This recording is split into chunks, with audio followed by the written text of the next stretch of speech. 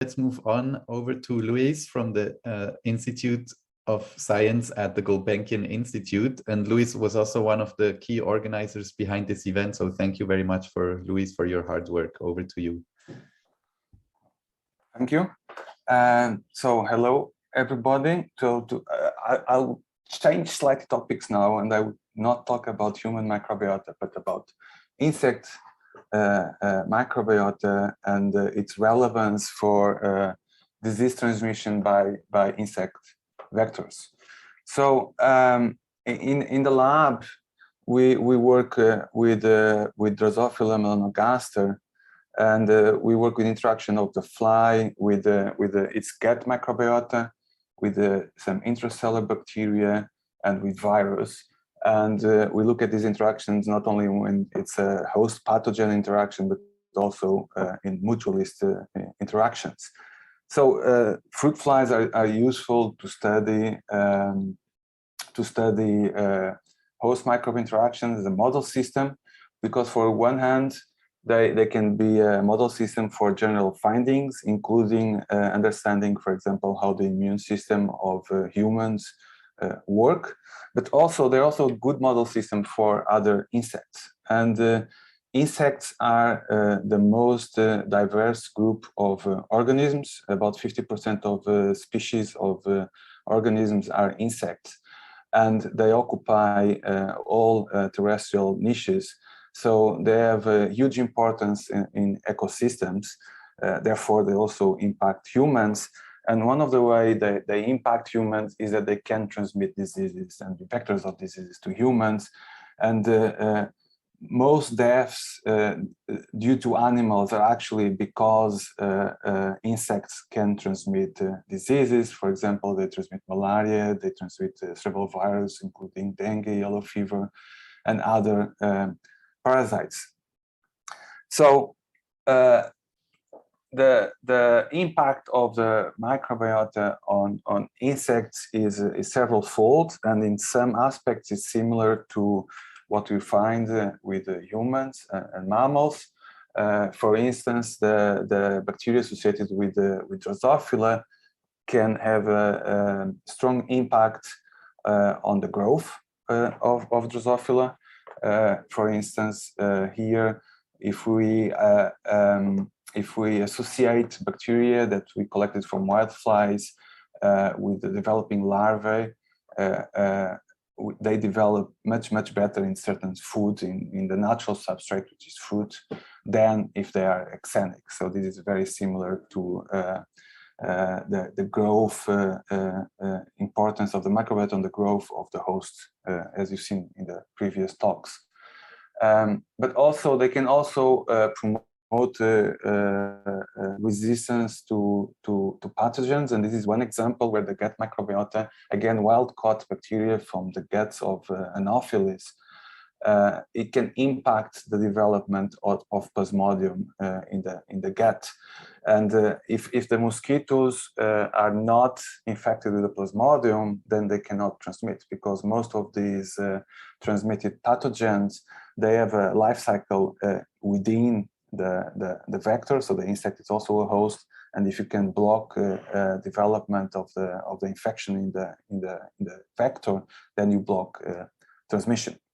So again, this is similar to what happens in mammals and the gut microbiota giving colonization resistance, for example.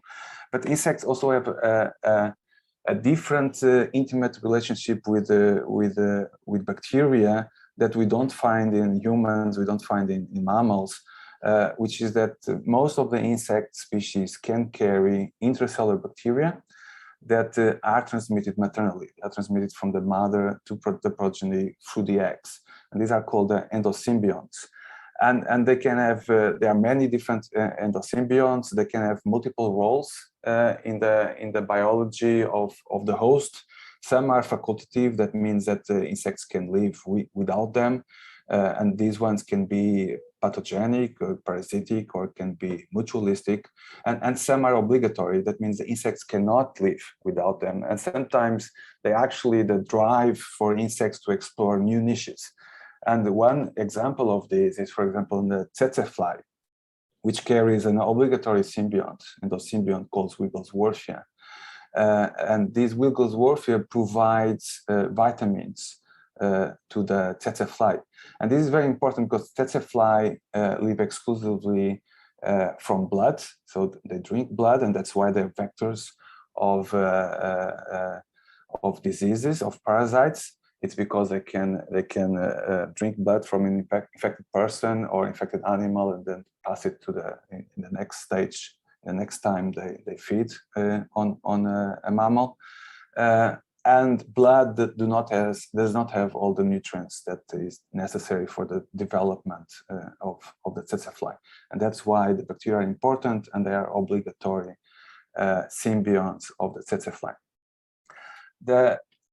But most of what I'm going to talk about today is about another endosymbiont called Wolbachia.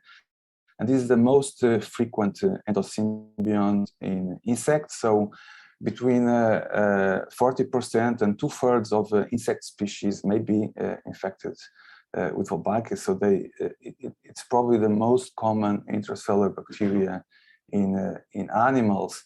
And Wolbachia can induce very strong phenotypes on their host, including manipulation of the reproductive biology, for example. But one phenotype that Wolbachia has that was first found in Drosophila monogaster in the fruit fly is that it can induce resistance to virus in insects. And you can see it here that if you infect flies with virus and you follow their survival with time, you can see that the flies that have Wolbachia, they survive much better the infection with virus than flies without Wolbachia. And then if you look at the loads of the virus, there's a huge difference in viral load. There's a 10,000-fold difference in viral load. So Wolbachia is inducing a very strong resistance to virus. And this may explain, or may be part of the explanation of why Wolbachia is so common in insects. Maybe it's because they provide this fitness advantage to the host. And there are other mechanisms of why Wolbachia can be kept in these populations.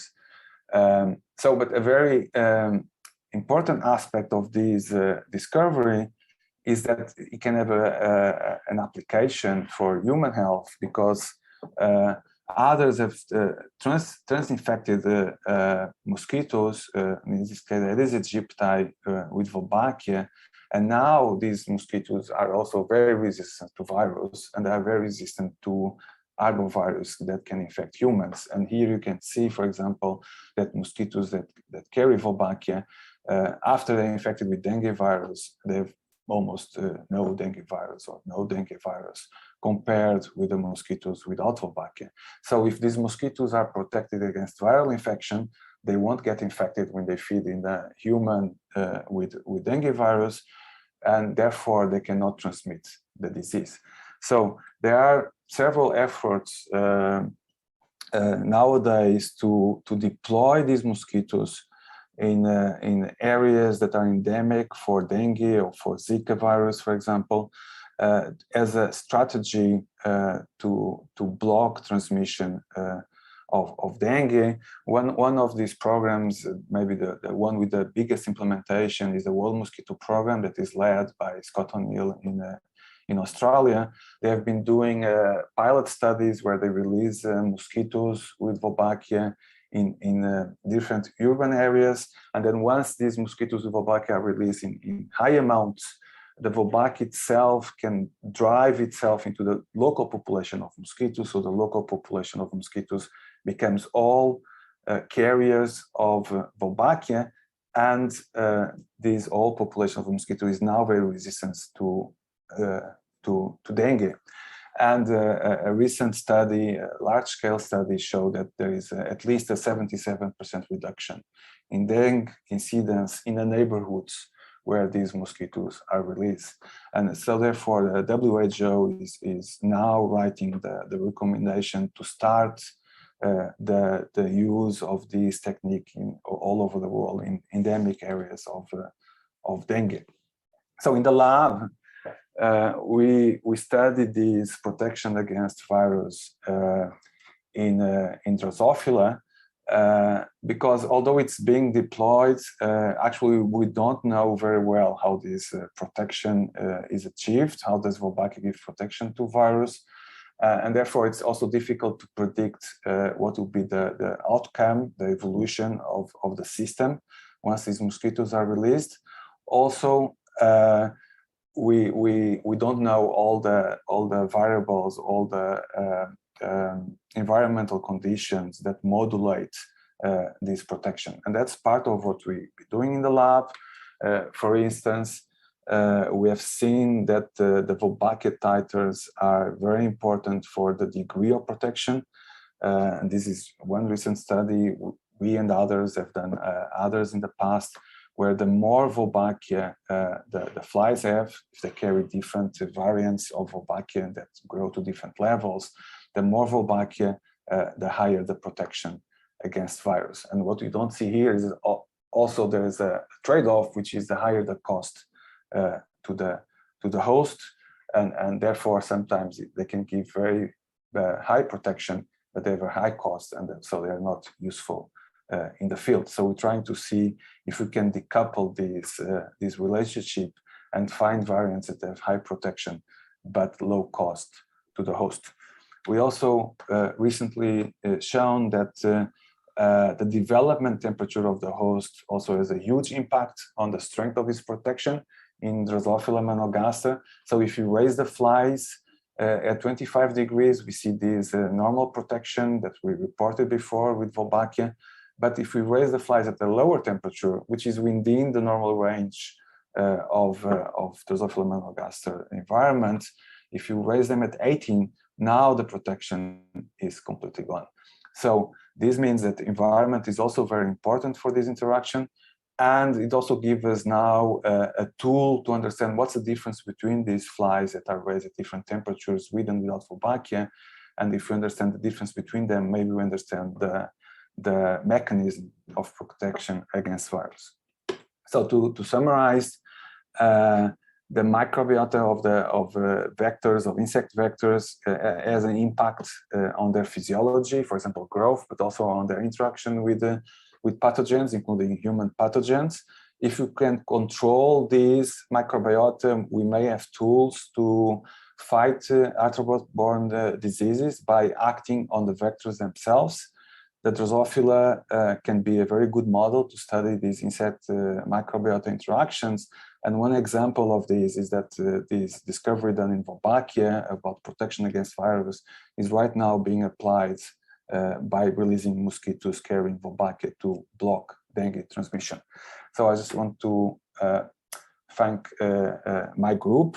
This is my current group working on this Wolbachia virus and gut microbiota, and you for listening. Thanks a lot, Luís, for this exciting talk. Are there any questions? Please ask them in the question and answer section. We have time for one quick question now, but they will be answered later. You see there's something coming up. So there's a question actually by Kobla Atsu that asks, great job, filarial nematodes have symbiotic relationship with Wolbachia. New drugs in filariasis target Wolbachia in the adult worm. How is this likely to disrupt the microbiota? Yeah, so actually that was the question I asked Alex in his talk. In filarial nematodes, the Wolbachia is an obligatory symbiont. If you kill the Wolbachia with antibiotics, then the nematodes stop growing, don't develop well, and stop reproduction. So it has been a strategy now to treat filariasis with antibiotics against Wolbachia. They're still trying to find better antibiotics than tetracycline, which can be quite toxic. I don't know the answer to the question, but yes, if you treat patients with a strong antibiotic, and also for a long time because you want to target Wolbachia inside the nematode, it probably impact the human microbiota too.